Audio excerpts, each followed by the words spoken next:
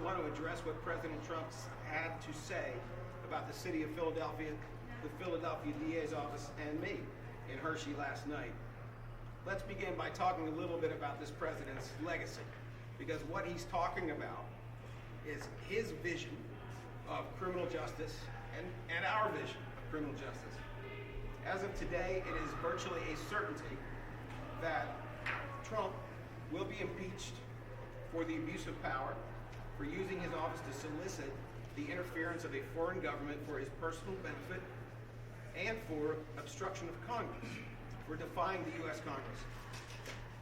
This president has been ordered to pay $2 million for misusing his charity in what the New York Attorney General's office described as a shocking pattern of illegality for his own personal benefit. As of June of this year, thanks to his abhorrent policies, 24 immigrants have died in ICE custody. Countless families have been separated, and we have too many children who will never see their parents again because they were separated from them at the border in the meanest and sloppiest of fashion. Since June, at least 17 women have leveled accusations of sexual harassment and sexual assault against a president who is famous for trying to suppress evidence against him by paying people off. We have Michael Cohen, President Trump's self-described fixer, convicted of campaign finance violations, and according to prosecutors, he, quote, acted in coordination with and at the direction of, unquote, the President of the United States while committing that illegal activity, which, in case any of us forgot, was very specifically using those funds to pay off yet another of his female victims.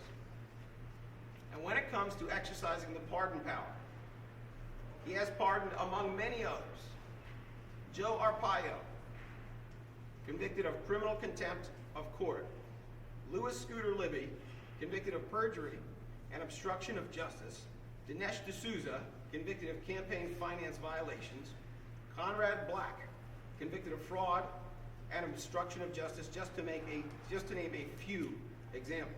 And we could go on and on about this president's completely reprehensible conduct. So when I say he has one vision of justice and we have another vision of justice, I think it's actually an understatement. His vision of justice is that the president gets to commit crimes with impunity, he gets to pardon all of his pals, and he gets to obstruct justice. That is his vision of how this should be handled. No wonder then that he surrounds himself with someone like Bill Barr, who is not acting as an appropriate and proper Attorney General of the United States, who is acting as a personal attorney for the president.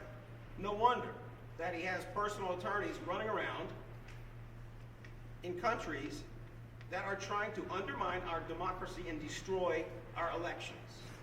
That is the person who is sharing with us day after day, by word and deed, his vision of justice, who is criticizing the city of Philadelphia and this district attorney's office. Well, he has good reason not to like the Philadelphia district attorney's office. He is corrupt. We don't like corruption. He doesn't want to be accountable. We think everybody should. He likes to pardon his friends. We think the pardon power should be exercised appropriately. He likes to abuse his power, and we believe power should be exercised with restraint. But let's talk a little bit more specifically and realistically about what is really going on here. Because in many ways, the city of Philadelphia should be honored to be attacked and criticized by President Trump, the most criminal president of any of our lifetimes. What is really going on is he is standing somewhere in the middle of Pennsylvania with a typical group of supporters, and he is blowing a dog whistle. He is rallying rural sections of this state to despise everything that Philadelphia is. A city of immigrants, a city that is very diverse, and a city that rejected him by 85% of the vote last time he ran here. He's doing so because he is afraid. He's doing so because he is politically weak, and I'll tell you what I mean by that in a second. And he's doing so, like he does everything else, to serve his own personal interest. Now, why is he weak? This is a battleground state. It is one of the most crucial states in the next election. The biggest drivers of the vote in Pennsylvania are Pittsburgh and especially Philadelphia. His victory, the one that was aided by the Russians, his victory in Pennsylvania was only 40,000 votes. Now go back 2 years to the election that occurred in 2016. This was an off-year election, a low turnout election by all accounts, the election in which, among others, a new district attorney was elected. And it was shortly after he had become the president. What happened?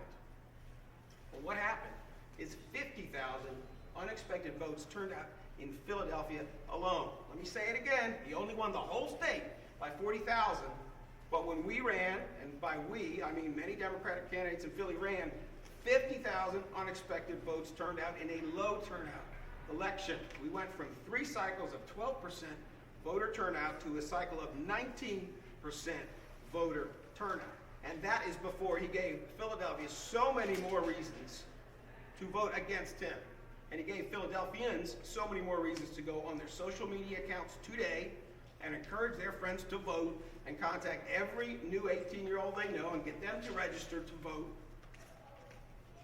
President Trump, Philadelphia's got something for you.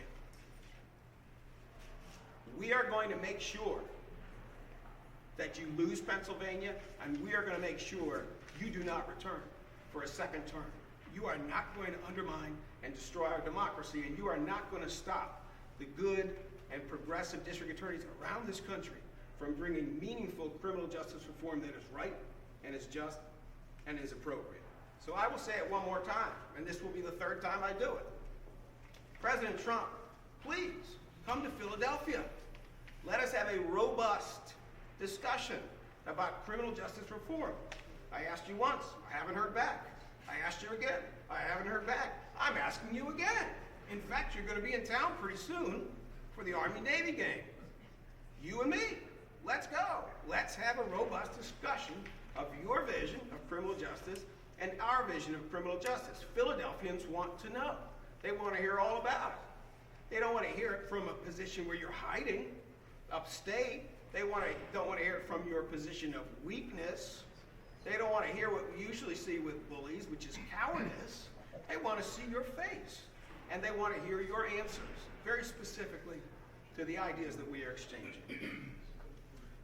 So we look forward to hearing even more about the vision of criminal justice reform. I know that the president will be busy with impeachment and all that, but we are happy to hear more.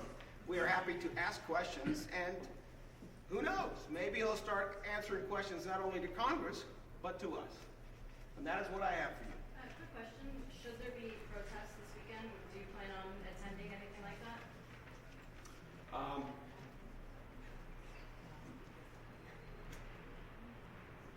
Let's just say I think it's wonderful when people express themselves freely.